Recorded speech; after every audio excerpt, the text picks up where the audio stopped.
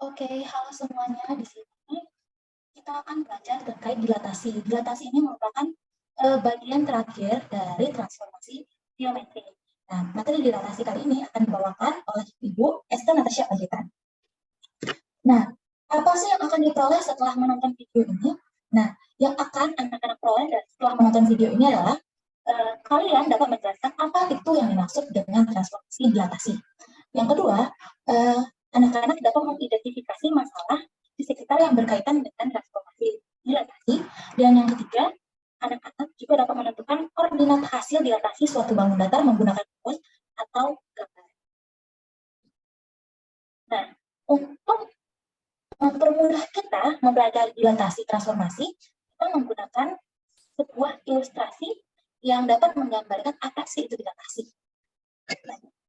Anak-anak pasti udah sering yang melihat pas foto, misalnya pas foto anak-anak ketika mau masuk sekolah, ada pas foto ukuran 2x3, ada 3x4, ada kemudian ukuran 4x6, pasti itu sudah sering anak-anak cobain. Nah, sama halnya dengan foto yang di sini. Semisal nih, ini foto yang berukuran, ini bentuk persegi, misalnya ukurannya 2x2. Nah, ini diperbesar lagi jadi ukuran sedang, misalnya ini jadi 4x4. Nah, kemudian ini kakak perbesar lagi, jadi ukurannya 8x8. Jadi dalam hal ini, ukuran foto itu dapat mengilustrasikan pengertian dari dilatasi. Jadi, misal ini ukuran aslinya. Ini dapat memperbesar gambar tersebut. Atau misalnya ukurannya sudah seperti ini. Kita dapat memperkecil ukuran foto tersebut menjadi ukuran 2x2 dari 8x8. Nah, contoh lainnya nih. Ini adalah contoh bayangan tangan menggunakan sender. Nanti hal ini dapat anak-anak lakukan di rumah kalau ingin melihat bayangan tangan.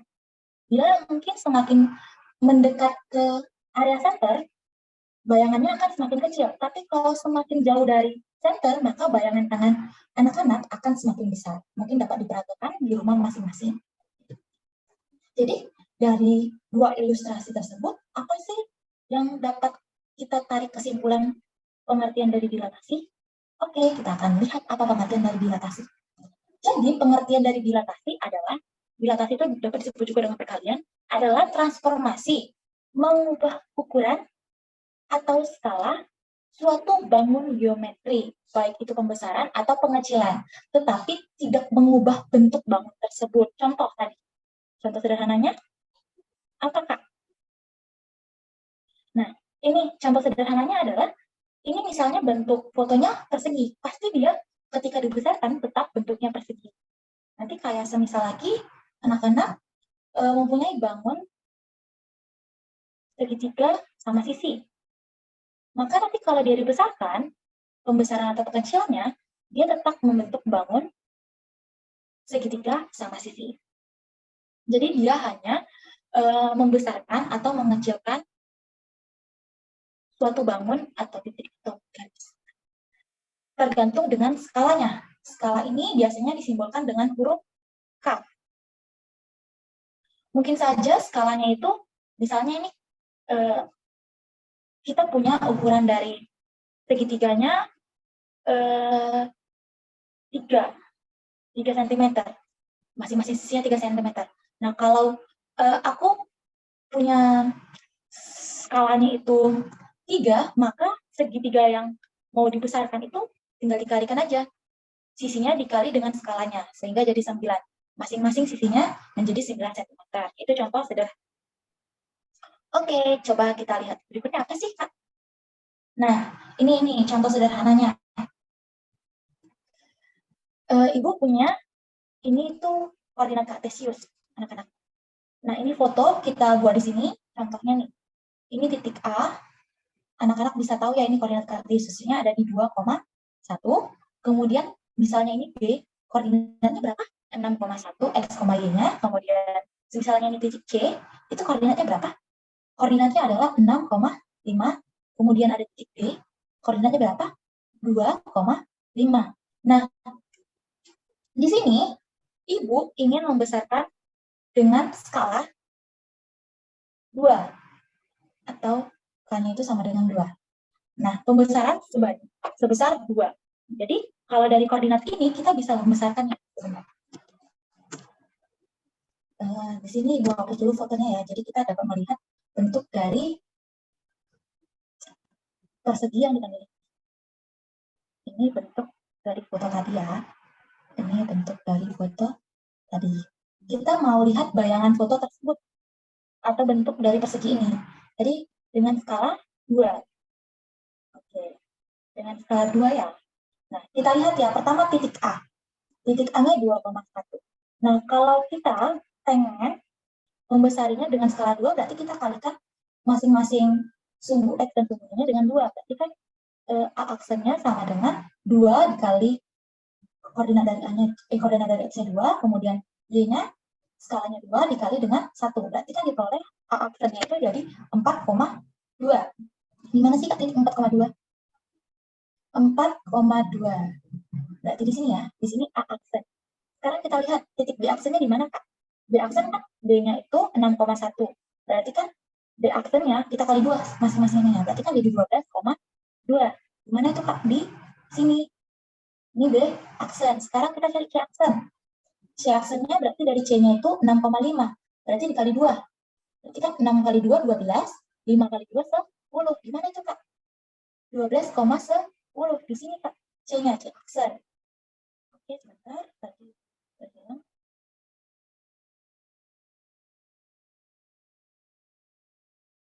Oke, maaf tadi kehilangan.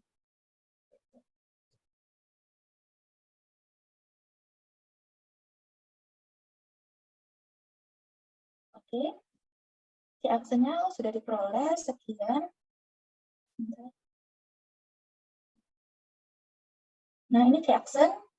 Dan yang terakhir kita cari D aksen. D-nya diperoleh tadi titiknya di 2,5. Berarti kalau dicari bayangannya, berarti dikali dengan skalanya. Masing-masing X, Y-nya. Berarti 2 kali 2 adalah 4, 5 kali 2 adalah 10. Berarti di 2,10. 2,10 di 4,10. Berarti di sini di aksennya. Nah, diperolehlah sebuah bangun persegi juga. Tapi dia pembesarannya 2 kali besar dari persegi yang awalnya. Nah, ini dapat diperhatikan. Oke, ini kita garis. Nah, ini skala 2, ini juga dapat dilihat. Kemudian ini juga dapat dilihat. Kemudian ini juga dapat di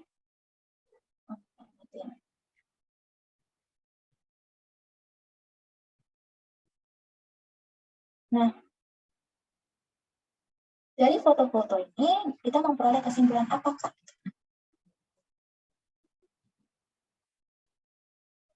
Oke, kita hitung ya. Ini kalau misalnya bentuk awalnya ini berapa kotak sih? 1, 2, 3, 4, 5, 6, 7, 8, 9, 10, 11, 12, 13, 15, 16. Ada 16 kotak. Berarti kalau misalnya dia 2 kali lipatnya, berarti kan seharusnya kotaknya ada 32. Berarti kan 16 kali 2. Apakah ini benar? Ada 32 kotak, kita hitung ya. Ini 1, 2, 3, 4, 5, 6, 7, 8. Berarti ini juga kita hitung dulu. 8 enggak? 1, 2, 3, 4, 5, 6, 7, 8. Berarti kan kalau luas keliling dari persegi kan 4 kali sisi ya. 8 kali 4 kali 8 adalah 32. Berarti ini adalah benar bahwasanya ketika kita punya foto yang ketika kita punya foto yang berukuran 4 kali 4 di titik A-nya itu 2,1, B-nya itu 6,1, C-nya 6,5, dan D-nya 2,5, dia akan diperbesar 2 kali dari bentuk awal, sehingga dia nanti memperoleh, kalau kita tahu bahwasannya kalau persegi 4 kali 4 itu 16 kelilingnya, maka nanti keliling yang kalau dibesarkan 2 kali 4, berarti jadi kelilingnya 16 dikali 2, 32. Hal ini dinyatakan seperti gambar yang kita telah peroleh. Nah, ini gambar kalau dia diperbesar. Tadi kan jadi kita dapat melihat bahwasannya ini tadi titik A aksen, ini B aksen, ini C aksen, ini D aksen, seperti itu. Nah, dalam mempelajari dilatasi, ada hal-hal yang perlu kita ketahui. Pertama, memiliki pusat dilatasi yaitu 0 titik O atau di pusat 0,0. Nah, kemudian ada ada faktor skala dilatasi, itu mungkin aja membesar atau mengecil. Nah, kemudian ada dilatasi dengan titik O 0,0 dan faktor skala K adalah nanti kalau misalnya dalam penulisan rumus, misalnya kita punya titik A itu X, Y akan didilatasikan kalau dia punya titik pusat 0,0 titik O, skalanya berapa, itu maka menjadi X-nya itu K kali X, A aksennya K kali X, dan K kali Y. Oke. Hal ini dapat dilihat seperti rumus berikut. Oke. Nah, di sini tuh kita dapat mengalihkan faktor skalanya dengan masing-masing sumbunya, sumbu X dan sumbu Y. Oke.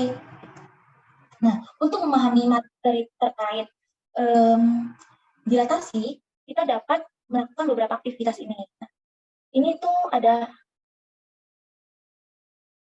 sebuah aturan atau bisa dibilang bahwasannya ini tuh udah hasil dari terakhirnya. Misalnya kita peroleh K itu faktor skalanya lebih besar dari 1, maka bangun bayangan diperbesar dan terletak sepihak terhadap pusat dilatasi dan bangun semula.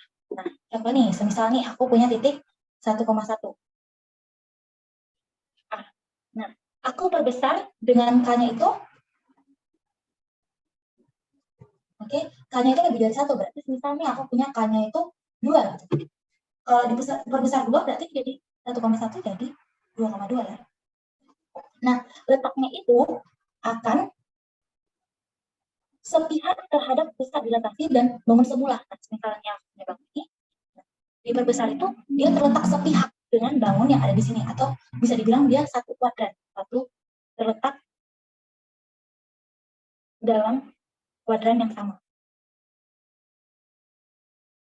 Nah, ini kalau dia misalnya K-nya lebih besar dari 1 atau faktor skalanya lebih besar daripada 1.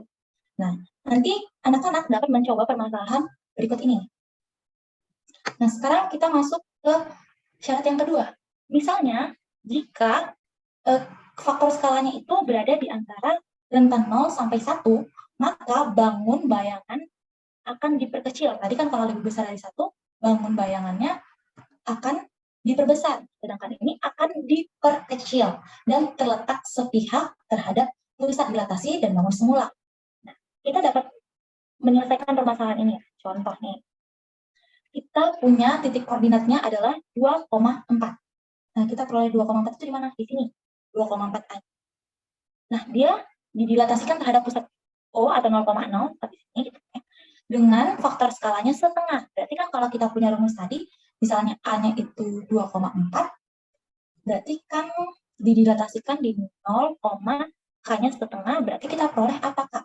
A aksennya itu sama dengan, untuk X-nya dulu ya, X-nya berarti K kali X. X aksennya ini. Berarti kan K-nya setengah dikali 2. Berapa itu Kak? 1. Sekarang kita cari Y. Y aksennya berapa Kak? K kali Y. Berarti kan 4 dikali setengah. Berarti 2. Berarti di mana Kak? 1,2 ada di sini. Misal ini bangun nih ya. Ini dia. Jadi bangunnya semakin bentar, dia akan mundur. Makanya bentar ya. Karena dia mundur. Oke, maaf. Ulang. Dari kita punya AA-nya itu 2,4, kemudian tadi faktor titik pusatnya di O dengan faktor skalanya setengah, kita akan mencari A aksennya X, Y. X aksen, Y aksen. Berarti X aksennya itu K kali X. Berarti K-nya setengah dikali X-nya adalah 2. Berarti kan 2. Y aksennya berarti K dikali Y, faktor skala dikali Y. Itu adalah setengah dikali 4 atau 2. Tadi kita punya titik asalnya itu ada di 2,4. 2,4 di sini. Berarti kalau dia dicari bayangannya dengan faktor skalanya setengah diperoleh 1,2 di sini. Nah, dari sini apa yang dapat kita peroleh? Dari sini kita dapat melihat bahwasannya memang bangunnya akan lebih kecil dari bangun asalnya. Dan dia letaknya masih di kuadran yang sama. Kuadran yang sama atau dalam arti lain itu didekatkan dia sepihak. Oke. Ini contoh yang kedua. Yang kemudian, yang ketiga, kita bakal bahas kalau misalnya nih, jika K-nya itu di antara 0 sampai minus 1. Ada lagi nih syaratnya, anak-anak. Kalau misalnya dia di antara 0 sampai minus 1, faktor skalanya, maka bayangannya akan diperkecil dan dia terletak tidak sepihak terhadap pusat dilatasi atau bangunan semua. Nanti anak-anak dapat mencobanya di aktivitas yang ini. Apakah benar nggak sih bahwasannya bangunan tersebut akan diperkecil bayangannya dan dia terletak tidak sepihak? Dalam arti tidak sepihak itu akan berbeda kuadran. Anak-anak dapat mengingat lagi kuadran 1 yang mana, kuadran 2 yang mana, kuadran 3 yang mana. Ini kuadran 1, ini kuadran 2, kuadran 3, dan kuadran 4. Nanti anak-anak dapat mereview lagi terkait materi koordinat kartesius. Nah, untuk yang keempat, jika K-nya itu lebih kecil dari 1, maka bayangannya diperbesar dan terletak sepihak terhadap pusat dilatasi dan bangun sehingga. Nah, dalam persoalan ini nanti anak-anak juga dapat mencoba permasalahan berikut. Oke, ini ada contoh soal, kita kerjain sama-sama ya. Nah, di titik A 1,5, nah kita ketahui titik A-nya itu 1. Dilatasikan dengan pusat 0 atau 0,0, dia melalui pusat 0,0, dengan faktor skalanya K-nya adalah 5. Koordinat bayangan titik A ini ya. A adalah berarti A aksennya berapa? Kita jawab ya.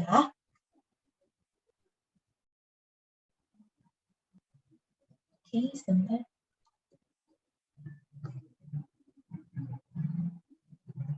Oke, kita ketahui tadi bahwasanya rumusnya itu A 1,5 dilatasikan melalui titik pusat atau O, K-nya itu 5, maka A aksennya itu berapa? X aksen, Y aksen. Nah, untuk cari A aksennya, kita wajib cari X aksennya dulu, berarti kan X aksen itu K dikali X. K-nya berapa, Kak? 5 dikali X-nya 1, berarti 5. Y aksennya, Kak? K dikali Y. K-nya berapa? 5. Y-nya berapa, Kak? 5, berarti 25. Maka, koordinat bayangan titik A itu adalah A aksennya berarti X aksen, Y aksen, atau sama dengan A aksennya itu adalah 5,25. Seperti itu anak-anak. Oke, berikutnya apa nih, Kak? Oke, yang terakhir kita memiliki tugas. Nah, di sini anak-anak dapat mengerjakan secara mandiri tugas ini sebelum kita lanjut ke materi berikutnya. Jika ada pertanyaan atau kesulitan dalam mengerjakan soal-soal tersebut, kita akan membahas atau berdiskusi lebih lanjut di dalam kelas pada besok hari. Oke, jika ada pertanyaan atau materi yang sulit dipahami, anak-anak dapat bertanya di pertemuan luring besok. Terima kasih.